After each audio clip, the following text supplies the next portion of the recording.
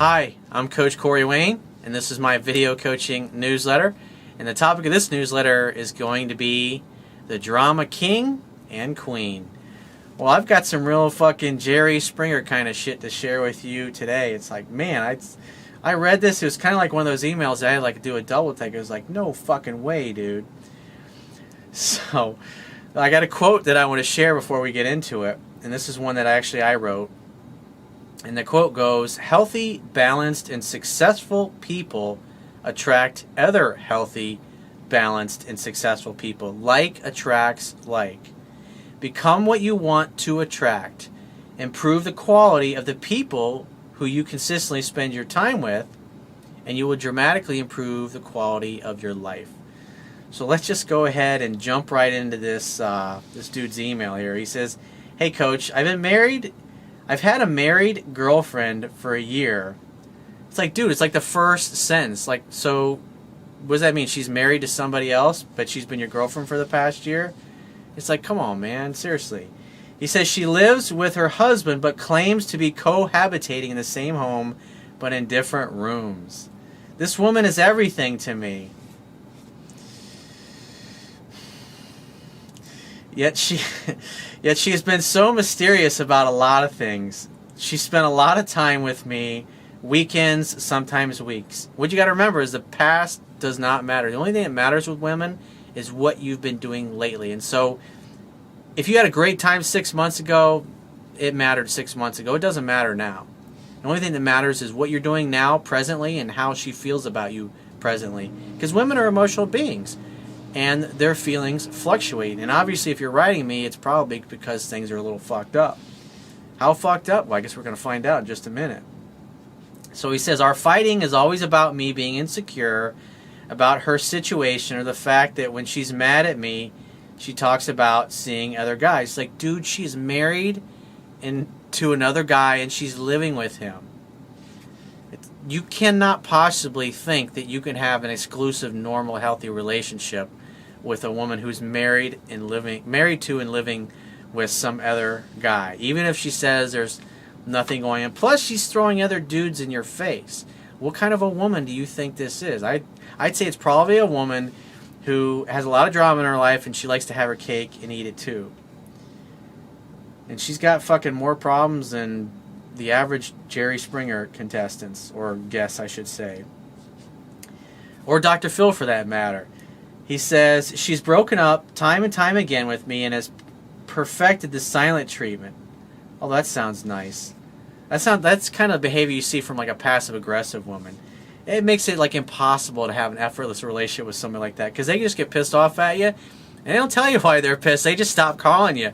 And you basically got to keep calling until they decide that they've punished you long enough, and then they're willing to talk to you. Because passive-aggressive people, it's like you call and just leave a message. They won't, most of the time, they won't try to work things out. Like if they fuck things up and you walk away, don't expect them to call you and come try to work things out. Maybe 2-3 months later, they might do it, but not right away, because they're like that.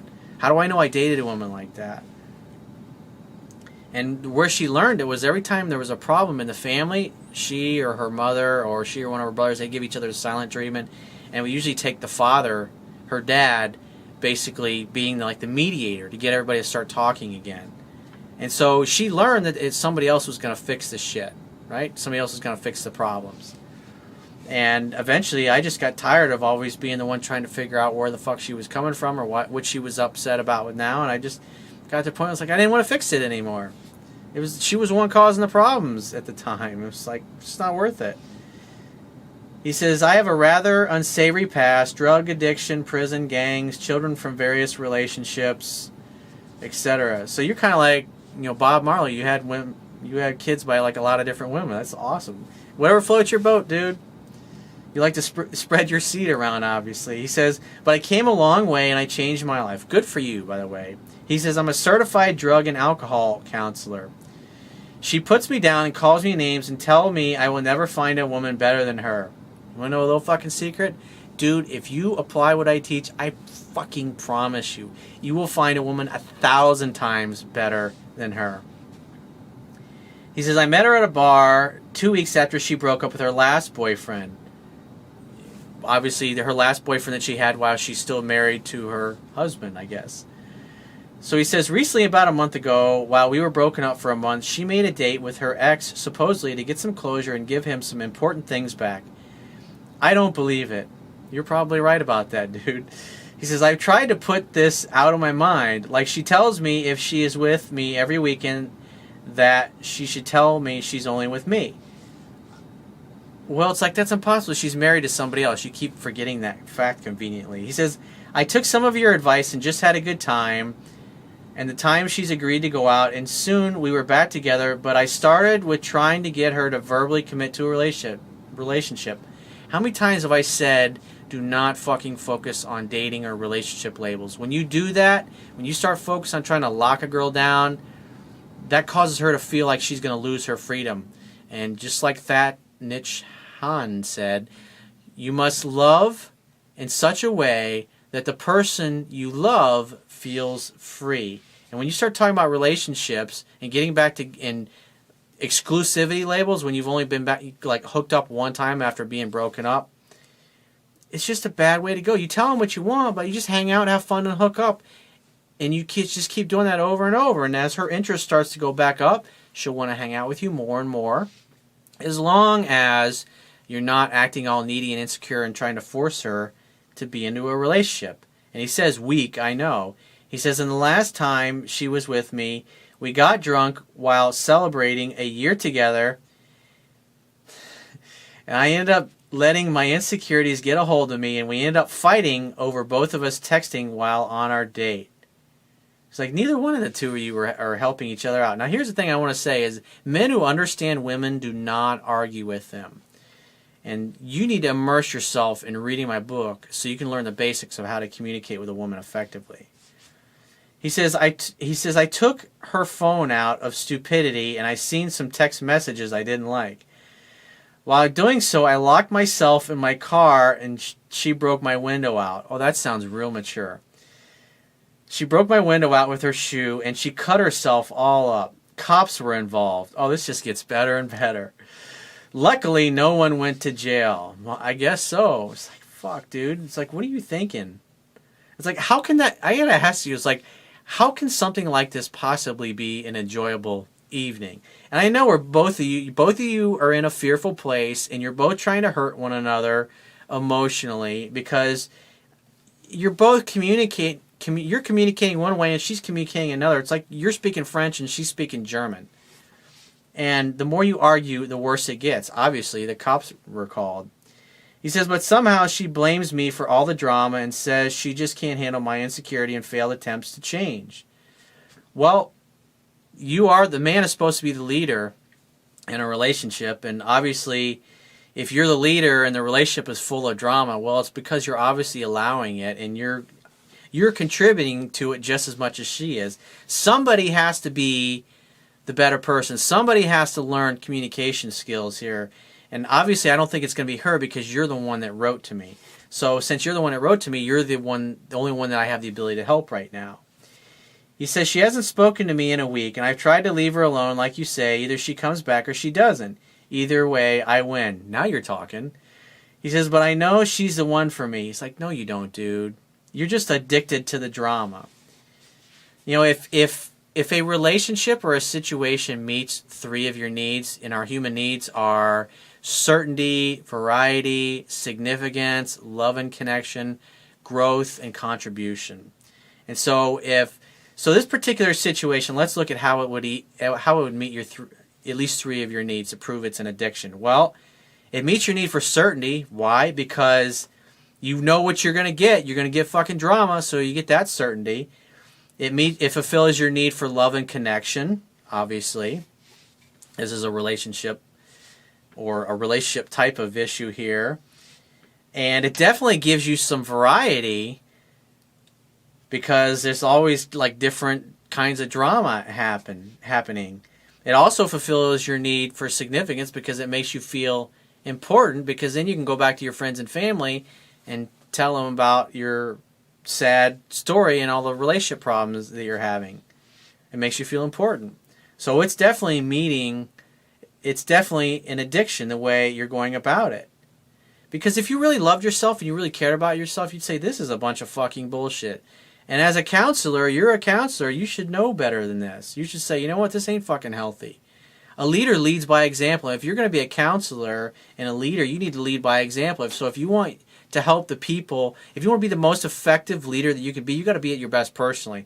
And there ain't no fucking way you're being at your best personally in this particular interaction. That's why you got to read my book. You got to learn how to communicate like an adult. The two of you are basically communicating like 5-year-olds here.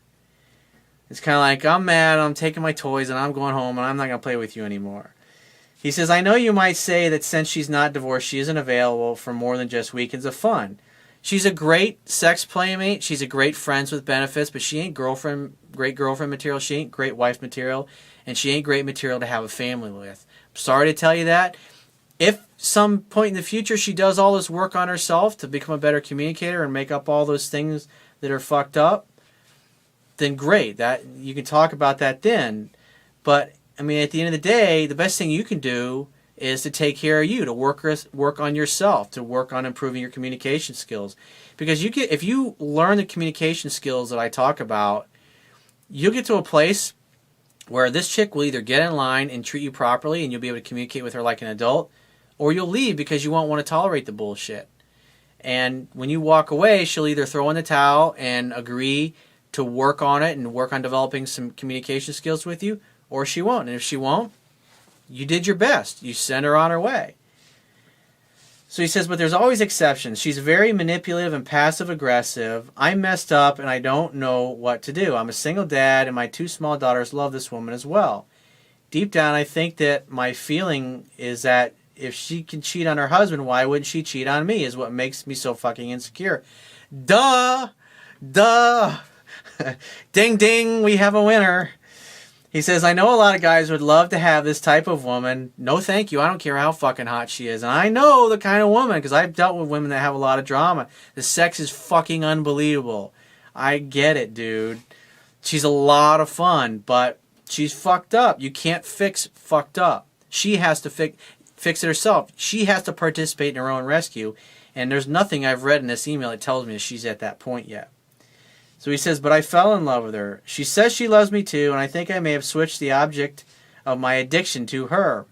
See? You kind of already know the answer. He says, I know that sounds crazy, but it happens. It's like, you're spot on, dude. I'm agreeing with you. He says, please help me. I want this woman back for good. What you do is nothing. Walk away. Never look back when she reaches out to you. Hey, babe, I want to see you when you're free to get together. Make a date to hang out, have fun, and hook up. And if you do what I tell you to, which is go read my book and learn the stuff that I talk about in communication skills. I also did a video a while back called, if you Google Corey Wayne, how to communicate with women effectively, that article will come up. If you apply that wisdom in there, I promise you, your communication, not only with her, but with women in general, will be 1,000 times fucking better. You'll actually be able to say, you know what, I totally understand where women are coming from for a change. Do that, work on that, and I'd say maybe a few weeks from now after you get done working through the book, if you're still having trouble, go to my website, click the products tab at the top of your screen, and book a paid phone coaching session. I will talk to you soon.